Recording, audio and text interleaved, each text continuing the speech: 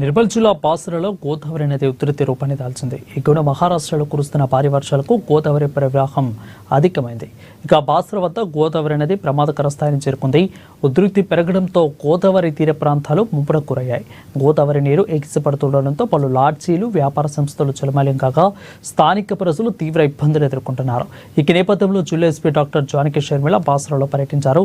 స్వయంగా ట్రాక్టర్పై ముంపు ప్రాంతాలలో పర్యటించారు. ముంపు పరిస్థితులను సమీక్షించి బాధితులను సురక్షిత ప్రాంతాలకు తరలించే చర్యలను చేపట్టారు. అయితే ప్రజలు ఆందోళన చెందవద్దని అధికార యంత్రాంగం ఎన్నో రకాల సహాయక చర్యలకు సిద్ధంగా ఉందని ఎస్పీ భరోసానిచ్చారు. రక్షణ చర్యలో పోలీసులు, రెవెన్యూ సిబ్బంది, ఎన్డీఆర్ఎఫ్, ఎస్టీఆర్ఎఫ్ బృందాలు భాగస్వామ్యమై సహాయక కార్యక్రమాలు కొనసాగిస్తున్నారని వెల్లడించారు. గోదావరి ఉధృతి ఇంకా కొనసాగుతుండటంతో తీర ప్రాంత ప్రజలు అప్రమత్తంగా ఉండాలని ఎస్పీ సూచించారు. గోదావరి వరద పరిస్థితిని పరిశీలించడానికి వచ్చాను ఇక్కడికి. అయితే ఇక్కడ దీక్ష లాడ్జ్, ఇంకా కొన్ని లాడ్జెస్ ఈ రివర్ బెడ్లో కట్టడం వల్ల కొంచెము మునిగిపోయాయి. దగ్గర ఇప్పుడు మనకి ఒక 3 feet వరకు వాటర్ వచ్చింది. అంటే గ్రౌండ్ ఫ్లోర్లో కొంచెం వాటర్ వెళ్తుంది.